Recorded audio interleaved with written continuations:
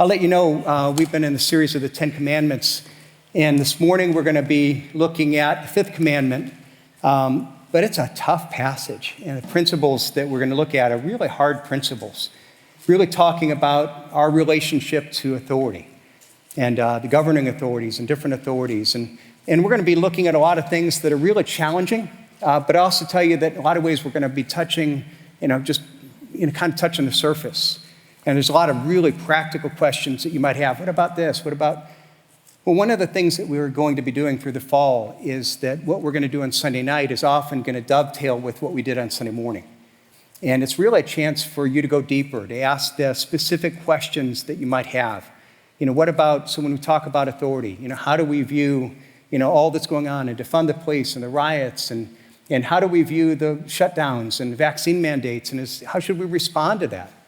How do we look at, in some areas where governments aren't letting churches meet, and how should we respond to that? Or people, when you have people in authority tell you that you have to use preferred pronouns, or how do we respond? And so we're going to look at that and a lot of other questions. We're going to give you a chance to ask any questions you might have. So please consider joining us again tonight. That's going to be 6 to 7 here. You could also join us online. And we really want to give you a chance to struggle with and the specific applications to what we're going to look at this morning. We are looking at, in the Ten Commandments, the fifth commandment. And we're going to look at a couple passages. Number one, Deuteronomy 5, where one of the places the Ten Commandments are given. Also, we're going to spend a lot of time in 1 Peter chapter 2 and some teaching about our relationship to the government. But let me start by reading from Deuteronomy 5:16. Which is, again, one of the places where the Ten Commandments are given. Honor your father and mother as the Lord your God commanded you, that your days may be long and that it may go well with you in the land that the Lord your God is giving you. May God bless the reading of his word. Let me pray. Father, I thank you for the privilege again that we have to come together this morning. Father, thank you for the truths that are here, for the truths that you give us as foundations to life and even to our culture.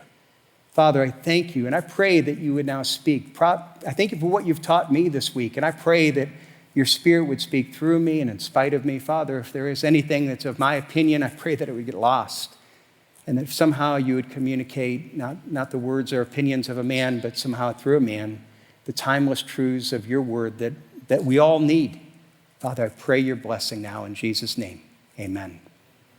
I want to tell you, over the last couple of years, we've seen unprecedented turmoil and confusion and even craziness in our country, really over the debate of the role of government in our culture. On the one hand, you've had people that have gone all the way to the one side of saying we should do away with any governing authority. And so some groups have been protesting, we need to defund the police, we need to get rid of, and many people have celebrated that.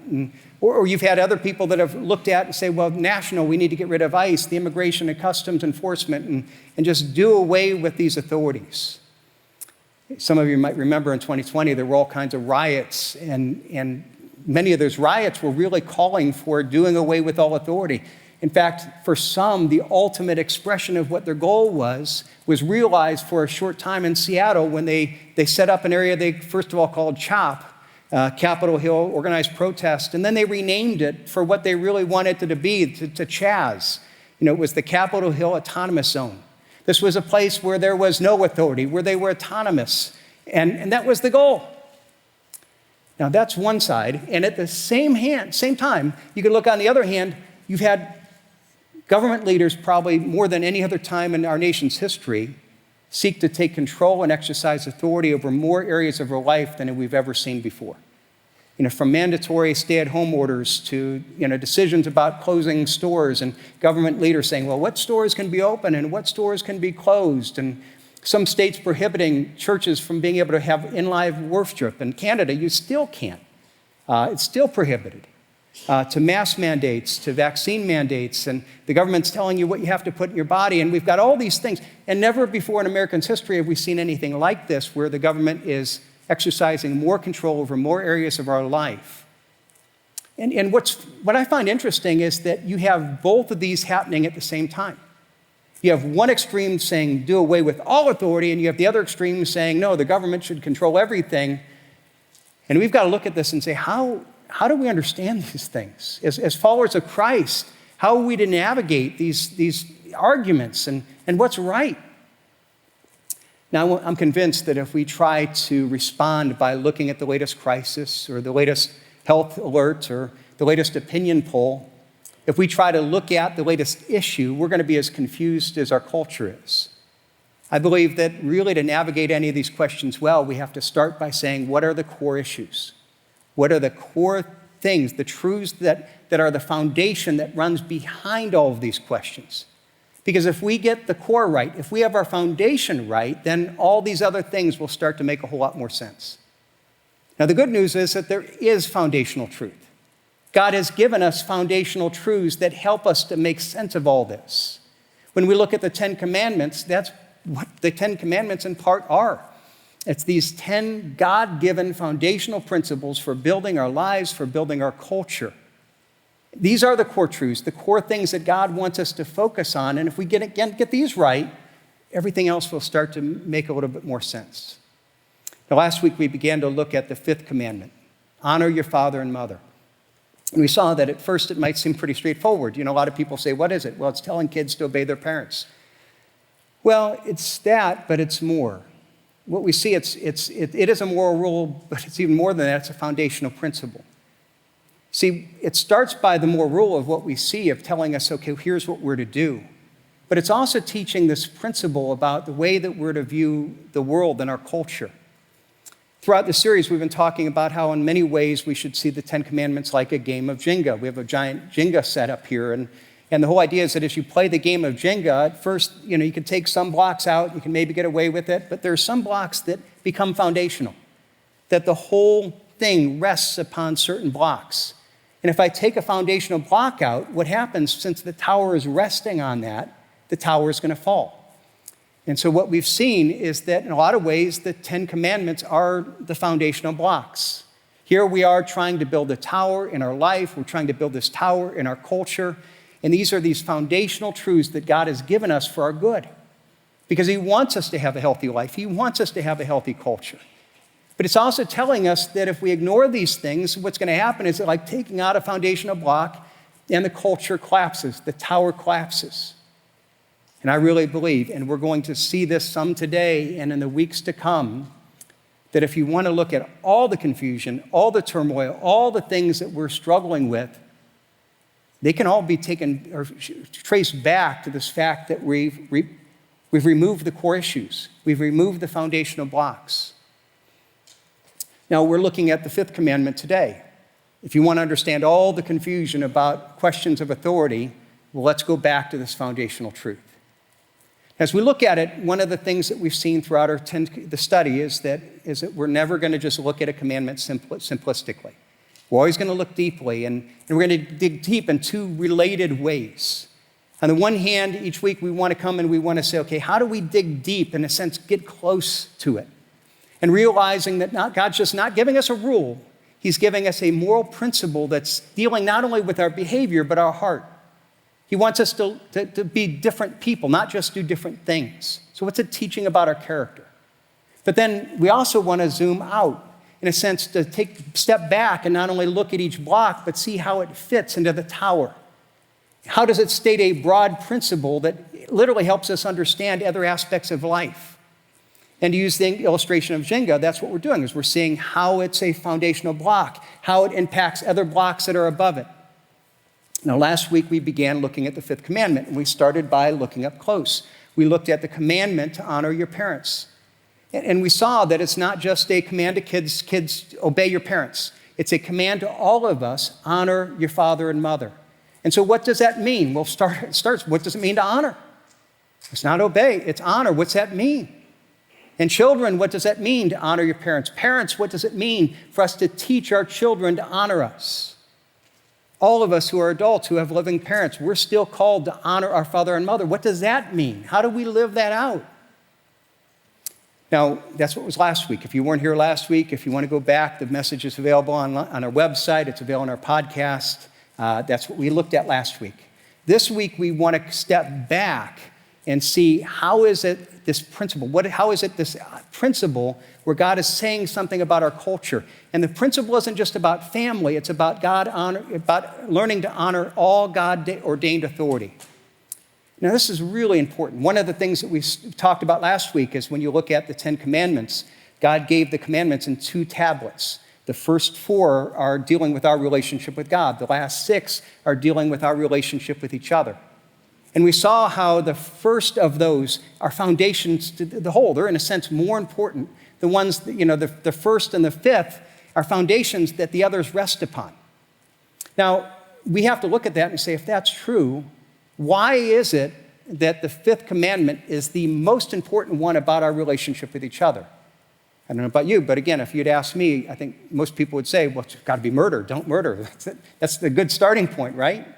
Don't murder. Maybe don't commit adultery. Don't steal. But you wouldn't think that the very first one is honor your father and mother. Why is that first? Well, there's a number of reasons. I think one is that God is teaching that the family is the very foundation of a culture. That you want to have a healthy culture, it starts by having healthy families. And beyond that, it's saying not only that, but then we need to realize as parents and grandparents, when we teach our children to obey and honor us, we're teaching them to honor other positions of authority. So in other words, if I don't teach my kids to honor me, they're not going to honor their teachers. They're not going to honor police officers. They're not going to honor their bosses. They're not going to honor other people. And the result is their life isn't going to work really well. And there's another beyond. Beyond that, when we teach our children to honor our authority as parents, it's also the very first step in teaching them to honor God. Why? Because I'm teaching them, honor me because I'm the authority God has put over you. It's the very first step in teaching them, you are not your own authority. There is an authority over you. Ultimately, I'm pointing towards the ultimate authority of God. And if we don't teach them to honor God, then we're really in a mess. Now, I want to tell you, there's a practical point of application here. And that is, when we think of parents or grandparents, this is not just something we have to talk about, but we also have to model. See, the question is, how am I modeling for my kids how I respond to authority? See, I could tell them, you've got to honor me, but then if they look in my model and they see me dishonoring people that are in positions of authority over me, speaking negatively of them, the fact is they're going to learn more from my example than they are going to hear from my words. There's the old saying, I can't hear what you're saying because your actions speak too loudly. And that's the problem. Is that if I'm telling them, you got to honor your parents, you got to honor me, but I'm dishonoring the authorities, then they're going to learn from the example. I want to tell you, this is convicting. Even in little things. I was reminded back of, as I thought about it, back a couple years ago, I was teaching one of my kids, starting to teach him how to drive.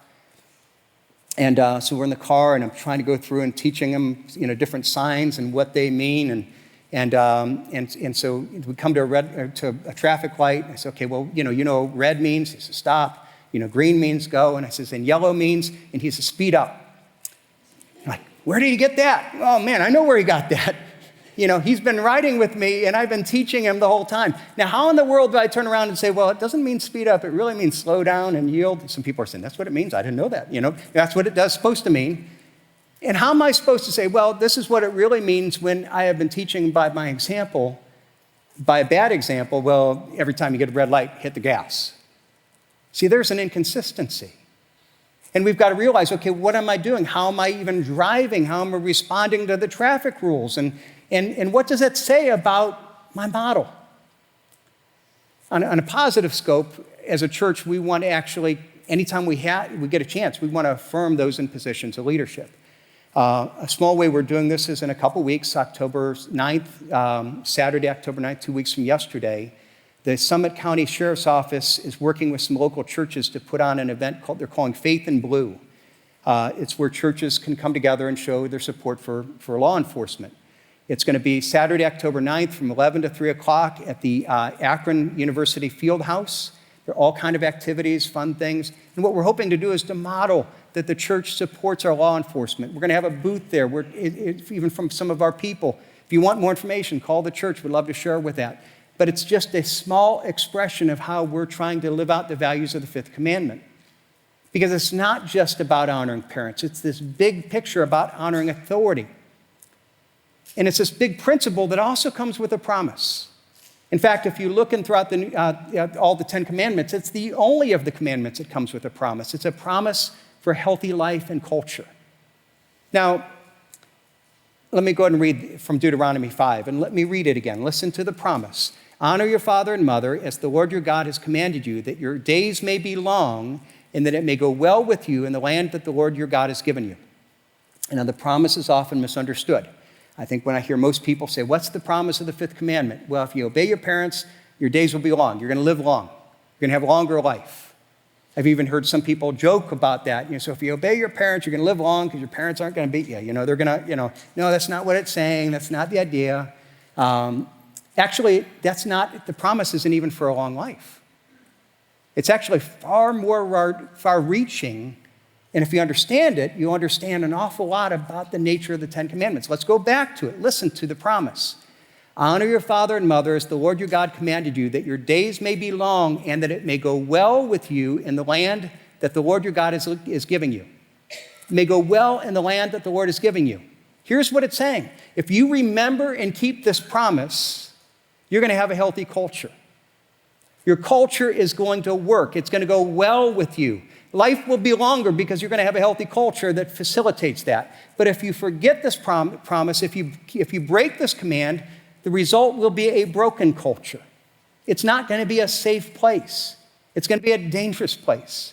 It's not going to be a place where you can live long and happy. Your society won't work because when the family breaks, the culture always breaks as well. Now, what it's saying is what it's stating explicitly what we've said from the very beginning of our whole study. The whole idea that the 10 commandments are core issues. They're foundational truths. The command to honor your parents is a core issue. It's a core issue that's at the foundation of all these other questions of how a culture works. In a sense, it's the bottom of the tower. And if you keep the block in place, it's going to provide a solid foundation. So what's the promise? So that your days may be long and it may go well with you in the land that the Lord your God has given you. But if you forget it, if you think that you can get away with it, and suddenly, you start to ignore it, it's like saying, okay, well, I think I can remove this foundational block. And the fact is it won't work. Anytime, and it's explicitly saying this, if you break this, it's removing a foundational block, the tower is coming down. If you break this as a culture, you're removing something that's foundational to the culture, and the whole culture is not going to work. You're not going to live healthy and happy, and it's going to be broken. So my friends, you see how important this is. This is incredibly important for us to teach our kids and our grandkids. It's important for us to model that. It's important for us as much as we have a chance to be able to convey these truths into our culture. And why is it so important? Let me go back to something that I touched on briefly before, and that is that we talked about how there's a relationship between our honoring our parents and teaching that and honoring God. There's a relationship between honoring God, honoring other authority, honoring parents. And the reason is that God has, in a sense, established these authorities. In a sense, he's delegated part of his authority to these established earthly authorities that in the government and family. And it's actually taught throughout the Bible.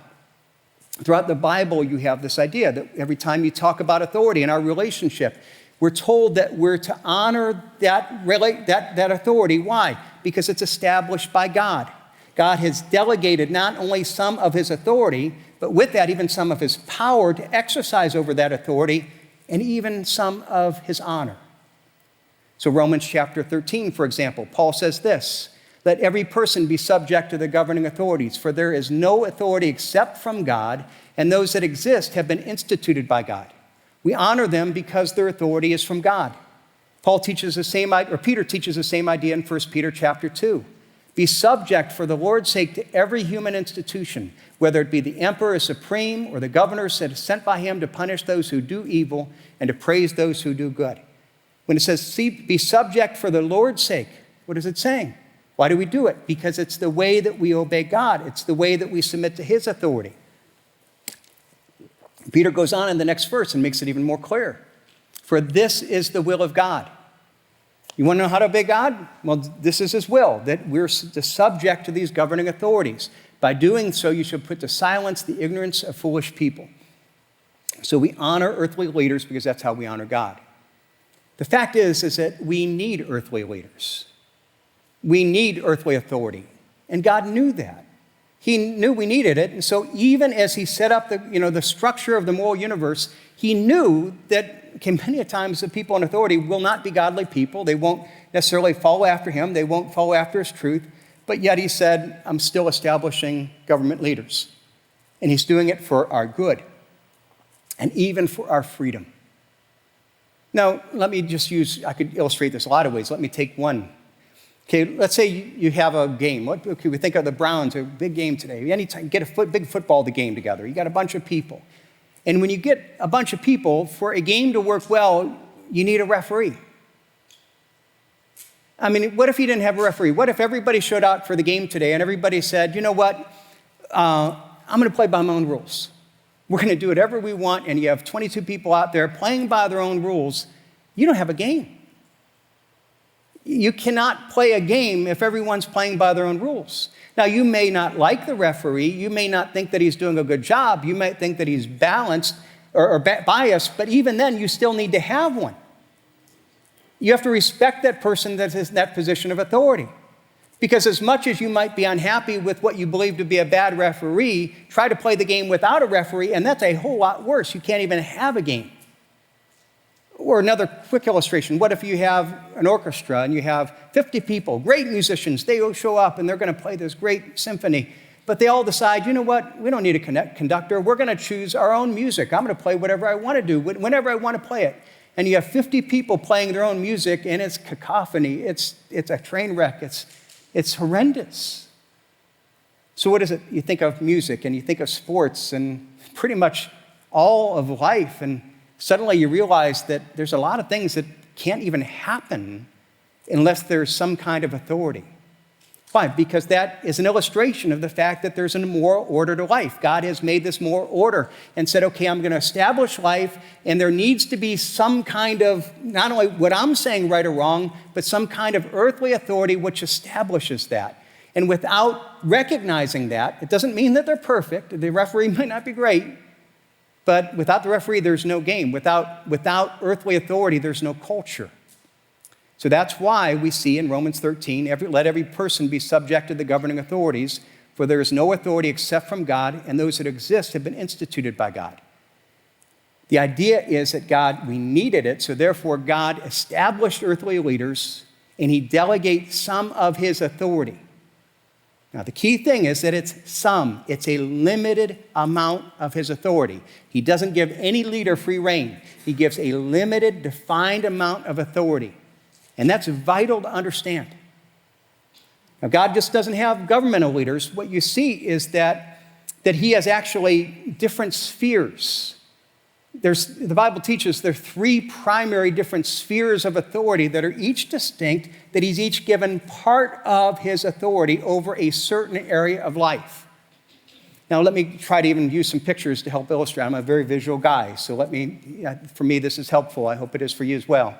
So when we talk about the world, we have to first of all start with the idea that God is the ultimate authority, that in a sense, God is over everything, that he is the creator. Some people say, well, he created and then let it loose. No, he hasn't let it loose. He's involved intimately in the world, and he retains his right and authority over everything and everyone. And even when he delegates power, it's still a delegation that ultimately he is over the person whom he delegated. He doesn't say, here, it's all yours, you do your own thing.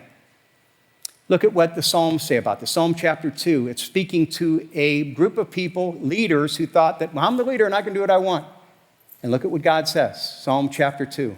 Why do the nations rage and the people plot in vain? The kings of the earth set themselves and the rulers and take counsel together against the Lord and against his anointed, saying, let us burst their bonds apart, cast away their cords from us. Basically saying, we're together. Who needs God? Who needs his truth? We can do our own thing. We could be our own God. We can be our own authority. He who sits in the heavens laughs, and the Lord holds them in derision. Then he will speak to them in his wrath and terrify them in his fury, saying, as for me, I have set my king on Zion, my holy hill. I'm still in charge.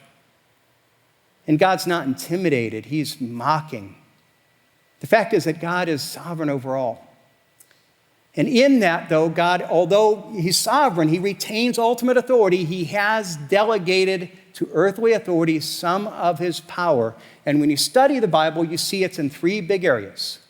That he's delegated some to the family, the parents and the authority in the family, some to the state, the governing leaders, and some to the church.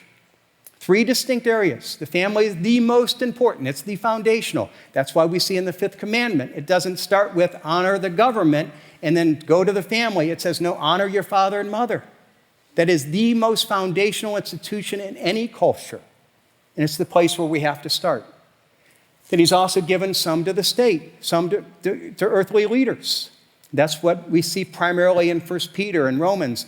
Submit yourself to the Lord's sake for whether the king or the supreme authority, the governor, speaking specifically about governing leaders. Now, sometimes you say, what about if he's an ungodly leader? We're going to come back to that. And then you have some to the church. That God has distinctly set apart the church and established leadership and said, okay, I've given authority to the church. Now, we don't talk about this part very often. So because we never talk about it, let me just take a few moments and read a couple passages and show you that the Bible's really clear about this. Hebrews chapter 13, obey your leaders and submit to them. Now, I want to tell you, it's not the same word that it says to obey, for children, obey your parents. It's a different word for obey. It literally means obey thoughtfully. Obey your leaders thoughtfully. Dig into the word, and if they're telling you what the word says, then obey them. Submit to them, for they are keeping watch over your souls as those who have to give an account. Just like I said, even with my daughter last week, I said to her at times, you got to submit to me because I have to submit to God.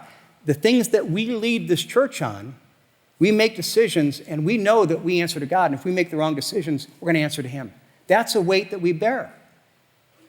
So obey your leaders and submit to them, for they are keeping watch over your souls as those who will give an account. Let them do this with joy and not with groaning, for that would be of no advantage to you. One more passage, 1 Thessalonians 5. Now we ask you, brothers, to respect those who work hard amongst you, who are over you in the Lord, and who admonish you. That there's a leadership that we have, and that's important. It's important to honor. And I think about my parents. They taught me well with this. I remember a time they taught me in an uncomfortable way the importance of honoring your church leadership. I was raised at the chapel under Dave Burnham, who was my pastor. And I remember distinctly one Sunday, I was probably, upper elementary, lower, middle school. And I was bored, so the church had this little welcome card that had a picture of the pastor, and some bored, so I'd take that out, and we didn't have cell phones to play with, so I start drawing on the picture and improving it. I put horns on them and zits and all kinds of, stuff on Dave Burnham's picture. Somehow my dad found that. And he told me that I had to go show Pastor Burnham what I had been doing during the service and apologize for not listening. And I remember, I'm just sitting there waiting until everybody is gone, so that nobody else will hear me. And I'm just, my knees are knocking and just saying, Pastor Burnham, I have to apologize for not. And I show him this picture with his horns and everything. And now, in retrospect, I look at it now, and he must have just burst out laughing as soon as I walked away. But at that moment, I was terrified. And what it was saying is, no, there's a respect to be shown. And I remember that. It was a great lesson my dad taught me. I don't know if anybody's going to be showing me pictures here after the service this morning. Just be careful, giving your parents ideas. Now, there is an authority of the church. Now, let's go back to the picture. I want you to see a couple really important things. First, while God has delegated some of his authority, he has not delegated it all. There are numerous things that God reserves for himself. There are numerous things that the Bible says about truth and about right and wrong that he has not left to any of these other authorities to redefine. And if any of these authorities try to, they're stepping outside of the authority. They're literally doing what God has not allowed them to do. And not only that, but we need to see that each of these are separated.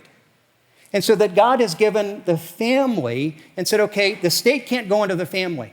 So the state can't go out and start telling you how to parent.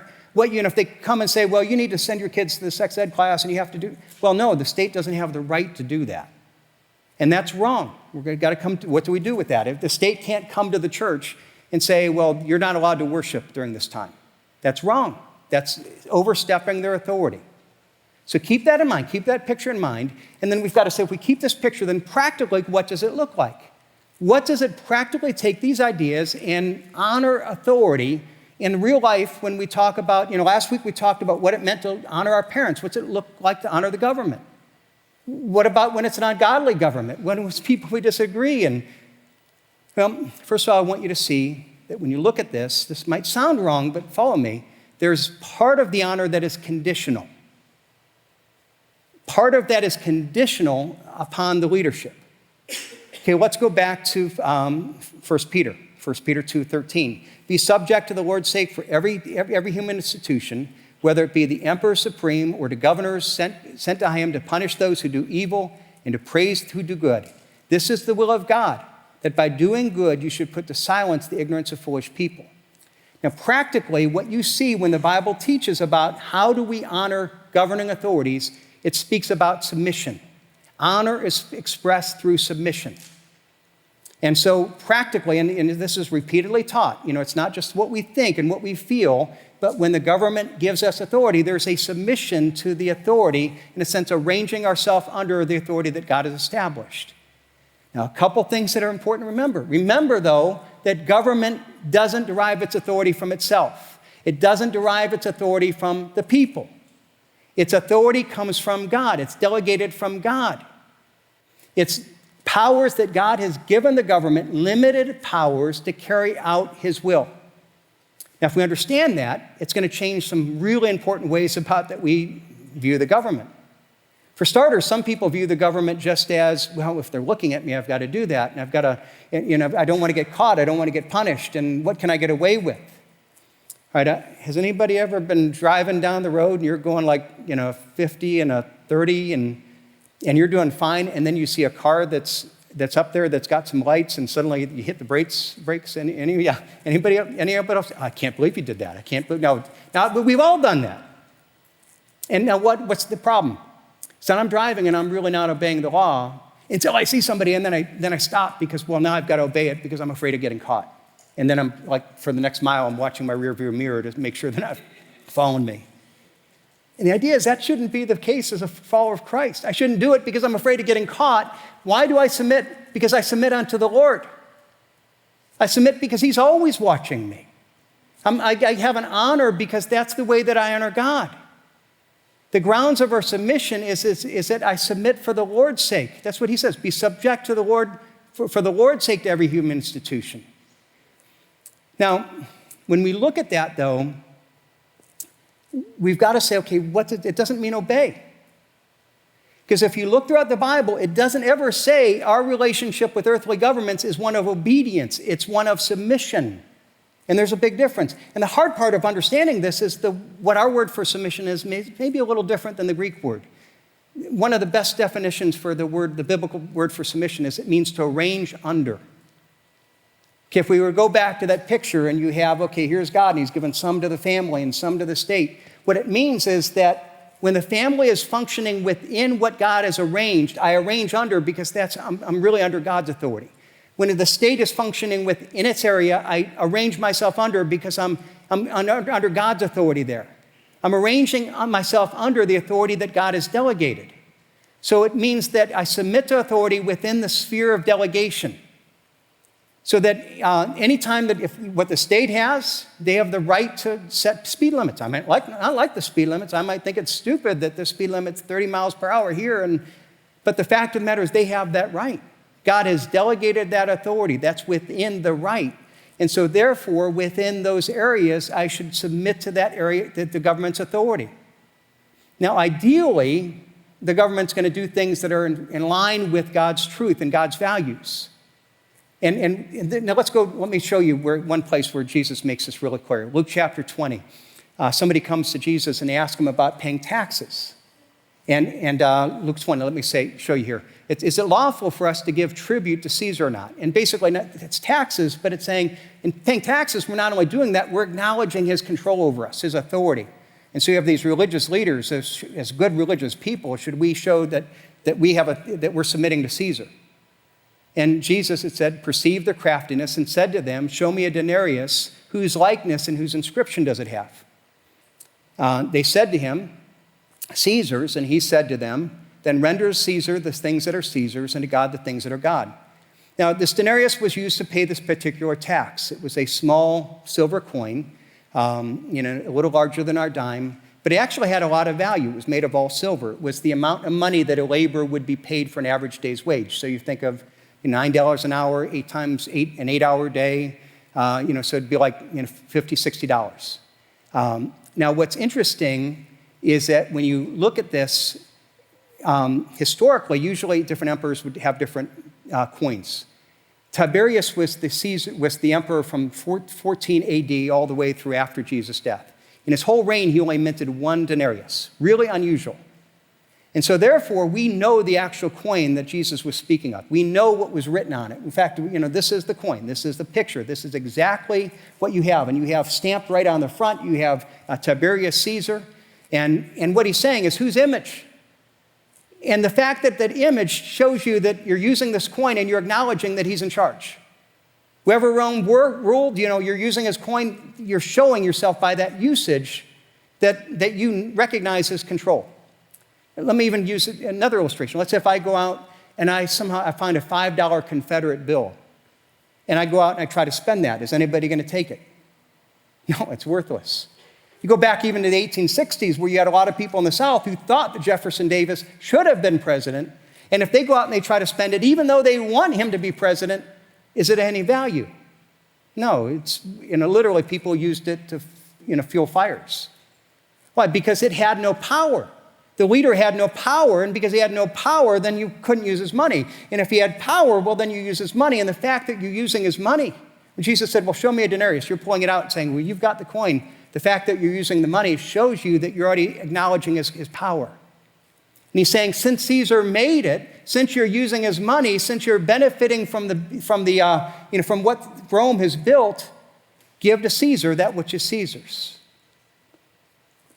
They're within the realm of what God has designated. But what about when authorities reach beyond the delegated sphere? What about when you have, on one hand, they say, well, this is the part that God had reserved for himself. In fact, if you go to 1 Peter and it said the government exists to reward the good and punish the evil. What happens when government takes that which God calls evil and it calls it good?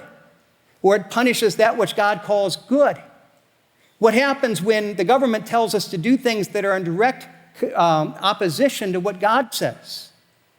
Or what happens when you have one source of, and usually it's the government, that steps beyond the bounds? So it's instead of saying, well, God has delegated this, well, now I'm going to tell you how to parent. Now I'm going to tell you what you have to do with your children. Now I'm going to step beyond the bounds and I'm going to say, well, churches, well, you have to do these kind of weddings and we're going to decide for you what you have to do. What happens then? What we have to realize is that anytime they step outside of the bounds, we are not bound to obey. In fact, we're bound to not obey. Let's go back to Luke chapter 20. Remember, Jesus said, give to Caesar that which is Caesar's. But he also said, give unto God that which is God's. Remember, he said, okay, show me the coin. Whose picture, whose inscription? And I want you to see when he said, whose picture, that's give to Caesar that which is Caesar. When he said, give whose inscription, that's well, give to God that which is God's. Let's go back to the coin. If you see the coin, there's writing on it. You can't read it. It's actually an abbreviation from Latin. But essentially, the writing says this. On the front, it says, Tiberius Caesar Augustus, son of the divine Augustus. It's abbreviation. How do you fit that all on there? It's all abbreviations. The back, it says high priest. So basically, in the inscription, Caesar is saying, I am divine, I deserve to be worshiped. So what Jesus is saying, whose inscription, or whose picture, well, using his picture, that's justified. That's within the realm. Give to Caesar that which is Caesar's. Well, the inscription, well, when he's taking the right of worship, he's taking that which God has reserved for himself. God didn't delegate that to the state. And when he's taking things that are God, well, then you give to God that which is God's. You don't give to Caesar that what he demands if it's something that's God's and God's alone. And so what you need to realize is that in this, we've got to say, how do we manage this? Anytime that the government starts to redefine right or wrong or starts to take God's, I'm going to take authority over the Bible, there's a point where we say, no, as Christians, we stand against that. And what you see throughout all of the church's history, they've always done this. You go back to the early church. In the early church, you had people that would not want their children, and so they would throw them out in the woods. And it was illegal to go get those children. Well, the church would go out and get those children and save them and raise them, and they would break the law. In Nazi Germany, you had Nazi Germany saying, people were saying, we want to vote these people in. The people agreed, okay, we don't like the Jews. Hey, we're going to go kill the Jews. And you had Christians said, we're not going to participate with that. No, we're going to obey God, and we're going to work to save lives. And before the Civil War era, you had Christians that were involved in disobeying the law and seeking to help in the Underground Railroad just to move blacks to north so that they could find freedom. And throughout time, you have seen Christians struggle with this. But here's what I want you to realize, is that it's never a command to disobey the government. When you disobey the government, really, I'd never disobey the government. The issue is always obeying God. And any time that you have any form of government come out and say, here you have to do this, and it's out of line with God's word, you see, I'm not disobeying them, I'm obeying God, and I'm going to obey God as the higher standard, as the higher value, as the higher source of authority. Or if the government says, okay, parents, you have to do this. Parents, you obey God, and you say, well, no, I'm not going to give you that right because you're stepping outside of that bounds. And I'm going to obey God in the role that I have as a parent in leading my family, even if it means going against what the government's telling me to do. Because I'm going to give to Caesar that which is Caesar's, but I'm going to save for God that which is God's. This is an idea that you see another place in Acts chapter 5. You have the apostles that had been arrested, and they had been told by their leaders, you can't share the gospel, you can't talk about Jesus. And look at what happens. When the apostles were brought before them, they sat them before the council, and the high priest questioned them, saying, we strictly charge you not to teach in his name. Yet here you have filled Jerusalem with your teaching, and you intend to bring this man's blood upon us. And Peter and the apostles answered, we must obey God rather than men. We're not about disobeying you. We're going to obey God. And even if that means you put yourself against God, we're always going to come on the stand of obeying God, even if that means going against the governing authorities. Why? Because you stepped outside of your lane. You stepped outside of your sphere. And anytime you take authority that is outside of the sphere that God has given you, well, that's illegitimate. Okay, so now, if you want to, there's a lot of questions. What about this? What about this? Come back tonight. Any question that you have, we're going to deal with it. And we love to, that's what tonight's all about. But let me kind of end on this. But does that mean that when somebody does that, we disobey? No. Here's what you got to realize is that when you see these passages speaking about submit to governing authorities, how about Jesus when he said, okay, give to Caesar that which is Caesar? The guy that was Caesar was Tiberius Caesar. The emperor was Pontius Pilate, the guy that was in a short period of time about to crucify Jesus. Was he a godly leader? No, but yet Jesus is saying, give to Caesar that which is Caesar's, as anything that is in the lane. Even if he's going outside, the fact is that I still obey and submit within the lane.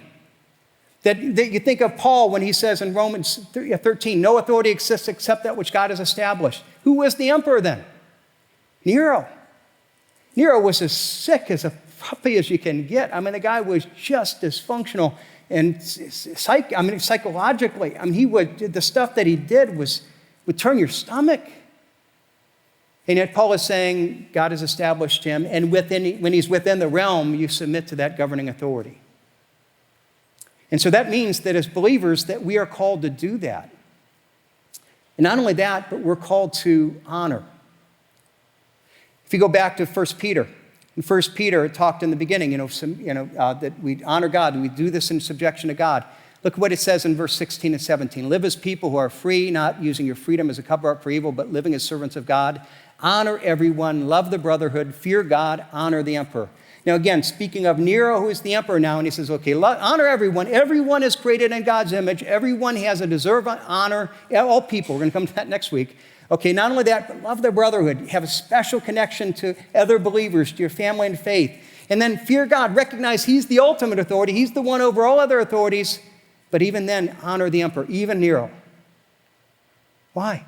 How could you say honor Nero? If you think about a guy that was at all honorable, Nero was, it takes the cake over any president you might disagree with over the last 10 years. Now, how could he say that? Because the honor is in the position. Just like with parents. You may have parents that have been really terrible, and as an adult, God calls you to honor your parents because the honor is in the position.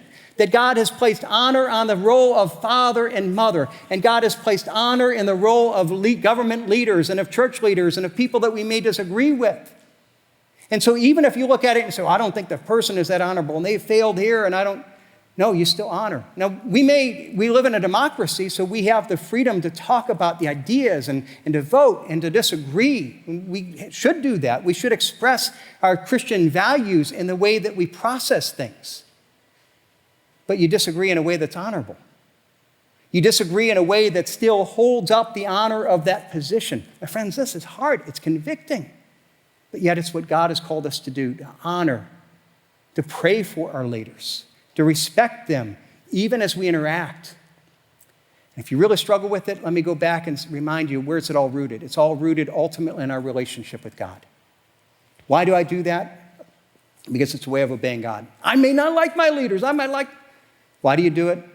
Because you have God, and God isn't just the king. He isn't the sovereign ruler. He isn't the dad that's telling you what to do.